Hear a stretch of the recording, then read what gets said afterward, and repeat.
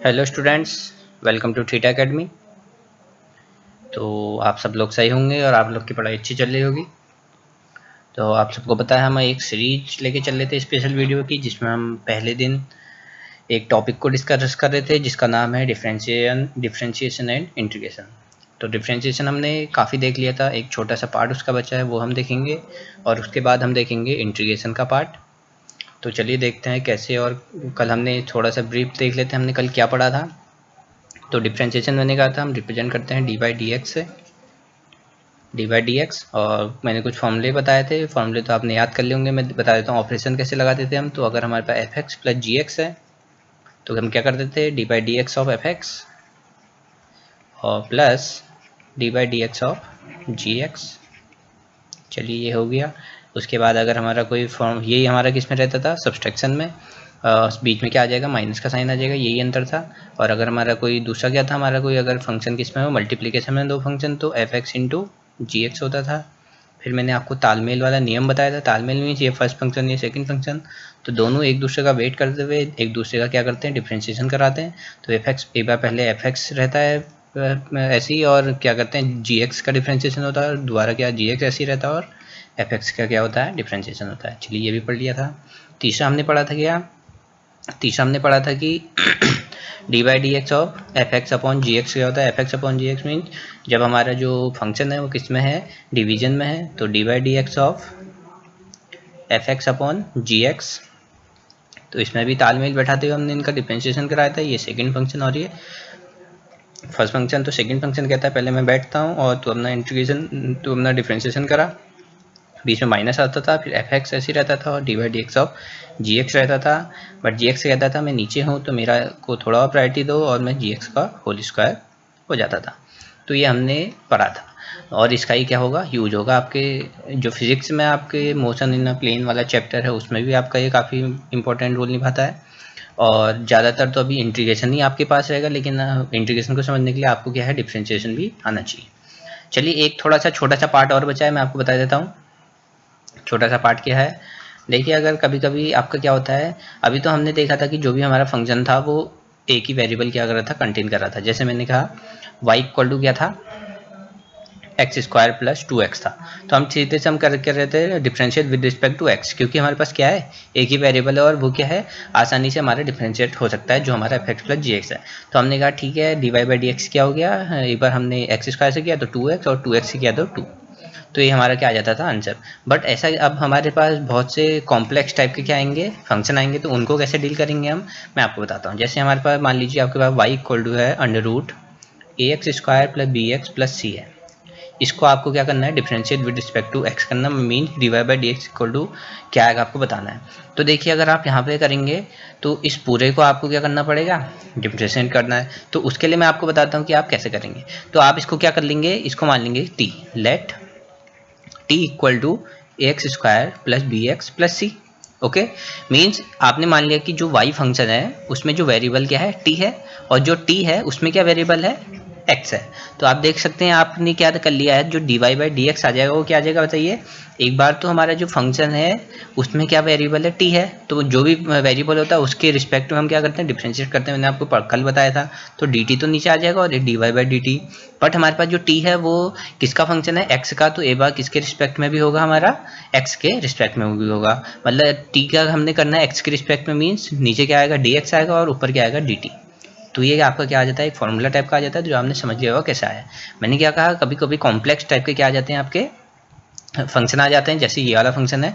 तो अगर आप सीधे इस पर अप्लाई करोगे तो आपको आंसर मिलने में थोड़ी कठिनाई होगी। तो हम क्या करते हैं, जो भी बड़ा फंक्शन है उसको t मान लेंगे, और आपको पता है फिर हम d Y by D x निकालते हैं तो क्या करेंगे, क्योंकि क्या है, y क्या है, t का वेरिएबल है। y ऐसा फंक्शन है जिसमें क्या है, t वेरिएबल है। तो t वेरिएबल है तो t के जो वेरिएबल होता है उसके रिस्पेक्ट में डिफरेंशिएशन होता है। मैंने कल बताया था आपको, जो भी रिस्पेक्ट होती है वो नीचे आती है। और हो किसका रहा, y का। तो हमने ठीक हो गया, d Y by d t लिख दिया। उसके बाद क्या है, जो t है वो किसका फंक्शन है, x का फंक्शन है। तो x के रिस्पेक्ट में भी क्या होगा, डिफरेंशिएट होगा एक बार, तो D T by D x. चलिए मैं आपको बताता हूँ कैसे मैं अप्लाई करूँगा इसको। काफ़ी सिंपल है, आप समझिए। तो क्या है, हमारा d Y by D x हमें निकालना है, और ये हमारे पास क्या है, फंक्शन है। तो मैंने क्या कहा, जो भी बड़ा फंक्शन है उसको क्या मान लो, टी मान लो। क्या मान लो, टी।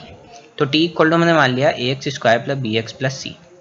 अभी तो स्टार्टिंग है तो आपको लगेगा बहुत बड़ा कर रहे हैं, बट आप करते जाएंगे तो आपको एक दो स्टेप में आप अपने ही माइंड में कर लेंगे और आप सीधे क्या लिखेंगे dy बाई डी एक्स। तो इसके बाद हम क्या निकालते हैं dy बाई डी टी, क्या आ जाएगा बताइए d by d T of T की पावर हाफ आ जाएगी, क्योंकि टी हमने ये मान लिया तो टी रूट टी मतलब टी की पावर हाफ। अब इसमें हम क्या लगा देंगे एक्स की पावर एन वाला फॉर्मूला लगा देंगे, तो क्या हो जाता है बताइए एक्स की पावर 1 तो 1/2 आगे आ जाता है और टी की पावर माइनस हाफ आ जाएगा, क्योंकि 1/2 -1 करेंगे तो ये आ गया, ठीक हो गया।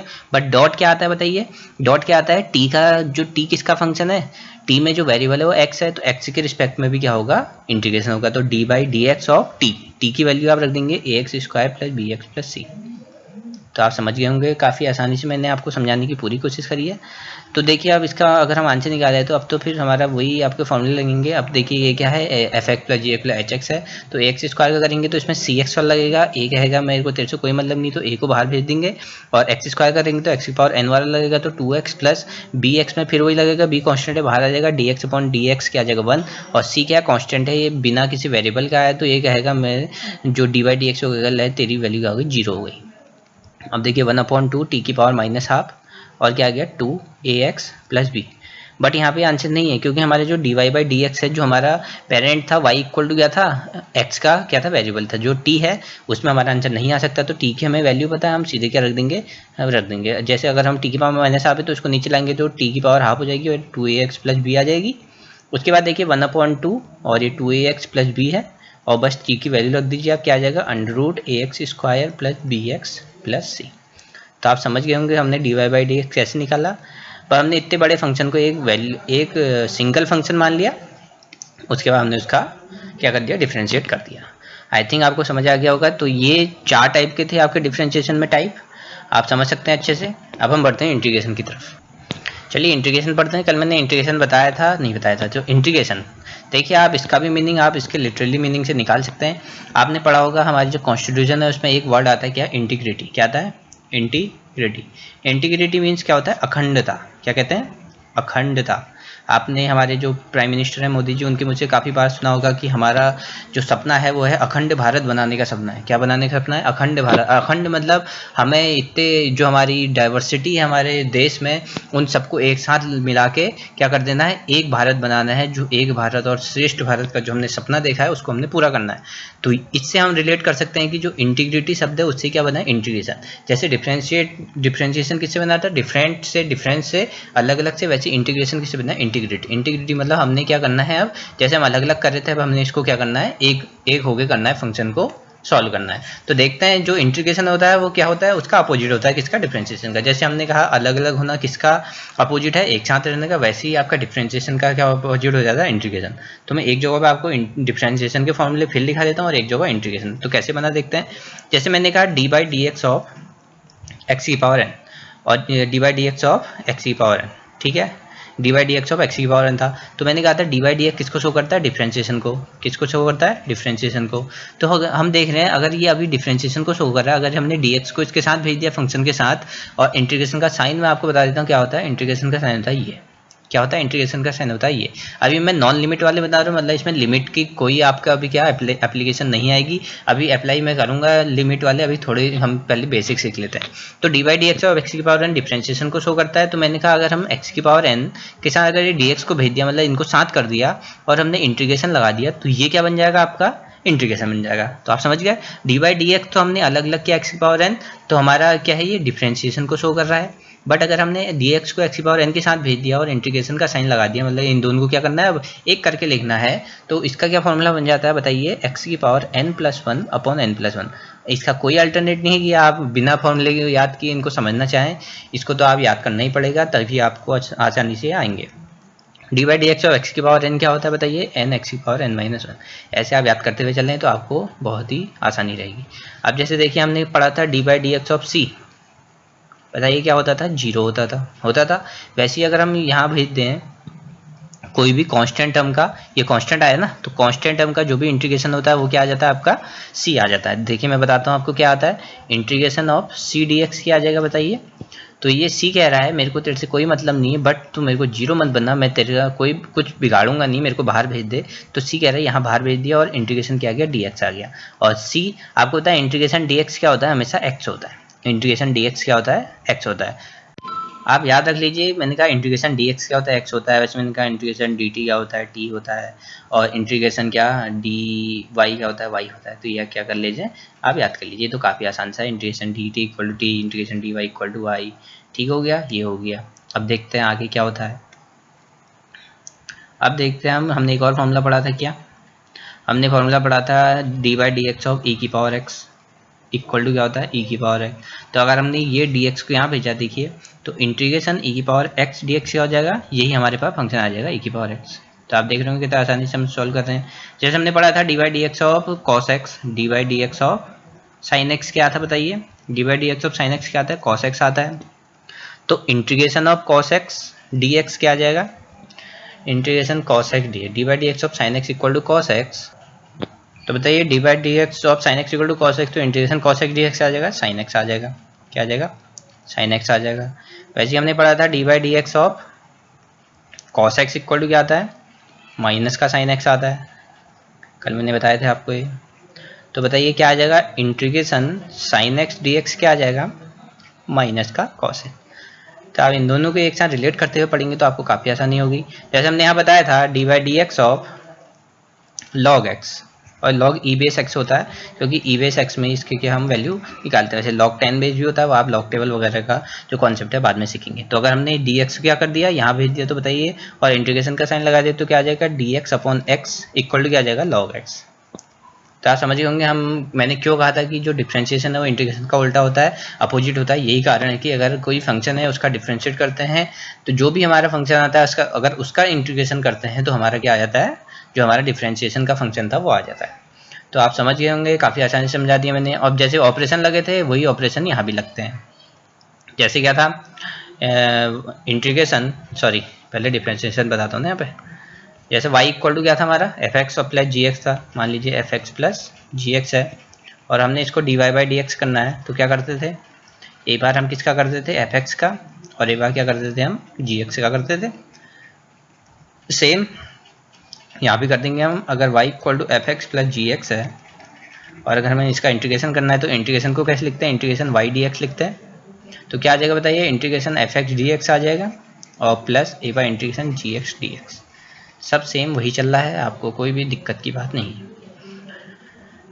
चलिए अब हम लिमिट वाले सीख लेते हैं ताकि आपको जो अप्लाई करना है फिजिक्स, जो फिजिक्स में आपका थोड़ा प्रॉब्लम हो रही है मोशन इन अ प्लेन वाले चैप्टर में, जो आपको सीधे वहाँ तो सीधे डिफ्रेंशिएट करके बताएंगे क्योंकि उनको तो लग रहा है कि आपको डिफ्रेंशिएशन आपको आता है। और ये पोर्शन भी आपका किस में, मैथ्स में पढ़ा जाता है, इसलिए वहाँ इतना डिटेल में तो बताया नहीं। सीधे वहाँ क्या लिखेंगे, आंसर लिखेंगे। आपको थोड़ा प्रॉब्लम अब मेरे को लगता है कि नहीं होगी, जो भी मैंने इनको इससे पढ़ाया है आपको उससे कवर हो जाएगा। देखिए लिमिट क्या होता है, जैसे लिमिट आपने पढ़ा होगा, बाउंड्री कहते हैं। जैसे हम बाउंड्री मीन्स आपके घर की बाउंड्री होगी, जैसे आपके घर है ये आपकी बाउंड्री होगी। मीन्स जो आपका घर का जो अधिकार है, आपका घर का जो आपका क्षेत्र है, जो रीजन है, वो यहीं तक है। सिर्फ जो भी आप कर सकते हैं अपना घर के अंदर यहाँ तक आप कर सकते हैं। तो यही आपका क्या रहता है, इंटीग्रेशन में रहता है। इंटीग्रेशन में जैसे मैंने कहा ये इंटीग्रेशन है। अगर यहाँ पे जो लिमिट लिखी जाती है वो क्या कहलाती है, लोअर लिमिट, क्योंकि नीचे है। और अगर इंटीग्रेशन के अपर में लिखी जाती है तो ये क्या आती है, अपर लिमिट होती है। इतना समझिए गए आप, क्या हो गया लिमिट। अब मैंने कहा था जो बाउंड्री होती है वहीं तक आप कर सकते हैं। तो मीन्स ये जो इंटीग्रेशन है वो ए टू बी तक चलेगा, ए से स्टार्ट हो गया बी तक चलेगा, इसके बाहर ये इसकी वैल्यू नहीं आ सकती। जैसे मैंने कहा इंटीग्रेशन ए टू बी हमें निकालना है जी एक्स डी एक्स का। तो मान लीजिए कोई हमारा फंक्शन आ गया एफ एक्स। पहले स्टेप क्या रहेगा, देखिए आप पहले इन लिमिट को भूल जाइए और जो आपका जो भी अंदर फंक्शन है उसका इंटीग्रेशन करिए, और इंटीग्रेशन साइन को हटा के आप क्या लगाइए, ब्रैकेट लगाइए, और फिर क्या लिख दीजिए, अपर लिमिट और लोअर लिमिट लिख दीजिए। ठीक हो गया। इसके बाद आपको अपर लिमिट सॉल्व कैसे करनी है बताइए। जो भी आपका अंदर क्या फंक्शन बचा है, जो भी आपका अंदर पूरा फंक्शन बचा है, अगर कोई कॉन्स्टेंट टर्म है, कोई कांस्टेंट टर्म है, मान लीजिए यहाँ पर सी एक्स भी आ गया, यहाँ पर सी जी एक्स डी एक्स था। मान लीजिए कोई भी कांस्टेंट टर्म है उसको पहले बाहर निकाल लीजिए। कोई भी कांस्टेंट टर्म है, अगर डिनोमिनेटर में है, न्यूमिनेटर में, जो भी कांस्टेंट टर्म है उसको बाहर निकालिए। उसके बाद जो भी आपका अंदर फंक्शन बचना चाहिए उसमें क्या होना चाहिए, जो फंक्शन है उसका वेरिएबल होना चाहिए। मीन्स जो एक्स की वैल्यू यहाँ बचनी चाहिए सिर्फ। जो भी x, जैसे मैंने कहा 3x की पावर 5 आया इंटीग्रेशन करके, तो आपको 3 को बाहर कर देना और x की पावर 5 को कहाँ रखना है, अंदर रखना है, और फिर इसमें क्या करनी है, लिमिट अप्लाई करनी है। यही कंडीशन बन सकती है जो मैंने आपको दो बताई, या तो बिना कोई कांस्टेंट नहीं होगा तो सीधे आपको अप्लाई करनी है। अप्लाई मैं बताता हूँ कैसे करनी है। अगर कोई कांस्टेंट टर्म होगा तो उसको क्या करना है, बाहर लिखना है, उसके बाद लिमिट अप्लाई करनी है। लिमिट अप्लाई कैसे करते हैं बताइए, सी है, और उसके बाद हम क्या करते हैं, upper limit. Upper limit means ये क्या है, एक्स है तो एक्स के ऊपर क्या रखेंगे, अपर लिमिट, और माइनस का लोअर लिमिट। ये आपको याद रखना है कि पहले किससे, आपको पता है ऊपर रहने वाला बड़ा होता है तो हमेशा बड़े से छोटा करता है, ऐसे आप याद कर सकते हैं अपनी सुविधा के लिए। Means upper limit minus lower limit करेंगे। और ये चीज़ यहाँ पे ध्यान रखना, यहीं पे गलती होती है कि कहाँ पे हमें लिमिट अप्लाई करनी, जो वेरिएबल है वहीं पे अपनी लिमिट को अप्लाई करेंगे, यानी कि कांस्टेंट टर्म की जगह पे हम क्या कर रहे हैं, अपनी लिमिट अप्लाई कर रहे हैं। नहीं, वो गलत हो जाएगा। कांस्टेंट टर्म को हमेशा बाहर रखें और जो भी आपका क्या है वेरिएबल है उसमें अपनी लिमिट अप्लाई करें।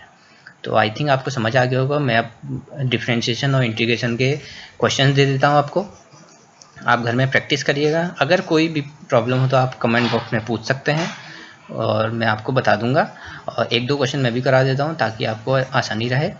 तो देखते हैं, मैं क्वेश्चन लिखता हूं और उसके बाद फिर हम करते हैं। चलिए, जैसे आप देख रहे होंगे कि मैंने डिफरेंशिएशन के लिए कुछ क्वेश्चंस आपको दिए हैं, आप इनका डिफरेंशिएशन करेंगे, और कुछ इंटीग्रेशन के दिए आप उनका इंटीग्रेशन करेंगे। चलिए, करेंगे या नहीं करेंगे तो आप पे डिपेंड करता है, बट मैंने अपना काम कर दिया। और इसके अलावा आपके 11th क्लास में कोई यूज नहीं होंगे, मैं आपको ये वादा करता हूँ। कोई भी इनके अलावा कोई भी डिफरेंशिएशन और इंटीग्रेशन, इसके अगर आपको ये चीज़ आ गई तो आपको उसमें जो भी डेरिवेशन वगैरह हैं और जो भी कैलकुलेशन होगी न्यूमेरिकल्स की, उसमें कोई प्रॉब्लम नहीं होगी। ये मैं आपको 100% श्योरिटी के साथ बोल रहा हूँ। ये डिफरेंशिएशन है, आपके लिए 5 क्वेश्चन है, और ये इंटीग्रेशन है। लिमिट वाले भी दिए हैं और नॉन लिमिट वाले भी दिए हैं, ये 4 क्वेश्चन है। तो इनके आप आंसर निकाल लीजिएगा और अपनी प्रैक्टिस देखिएगा कि आपको कितना समझ आए। पहले आप ये दोनों क्लास लीजिएगा, जो मैंने कल पढ़ाई है और जो आज पढ़ाई है, उसके बाद ये क्वेश्चंस आप ट्राई करना। और ये हो जाए तो फिर आप फिजिक्स के डेरिवेशन देख सकते हैं, आपको बहुत आसानी होगी और आपको कोई प्रॉब्लम नहीं होगी। आई होप आपको ये वाली जो सीरीज थी हमारी स्पेशल वीडियो वाली, आपको पसंद आई होगी। अगर आपको पसंद आए तो प्लीज़ इसको शेयर करें ज़्यादा से ज़्यादा, ताकि जो लोगों ने अभी तक इंटीग्रेशन और डिफरेंशिएशन का बेसिक नहीं समझा है वो भी समझे, और 11th क्लास की जो फिजिक्स है उसके जो डेरिवेशन है उनको करने में मदद मिले। तो चलिए, इतना ही काफ़ी है। कल से हम अपना जो सिलेबस है उसको आगे बढ़ाएंगे। क्लास 11th का चैप्टर नंबर 6 पढ़ेंगे। और अगर आपको वीडियो पसंद आए तो प्लीज़ लाइक करें, सब्सक्राइब करें और बेल आइकन को प्रेस करें, और अपनी पढ़ाई अच्छी तरह करते रहिए। और आप बता दीजिएगा अगर और कोई टॉपिक हो फिजिक्स से रिलेटेड, कुछ आपको समझना हो, तो मैं आपके लिए फिर स्पेशल वीडियो बना के लाऊंगा और आपकी सारी प्रॉब्लम्स को दूर करूंगा। चलिए, थैंक यू वेरी मच।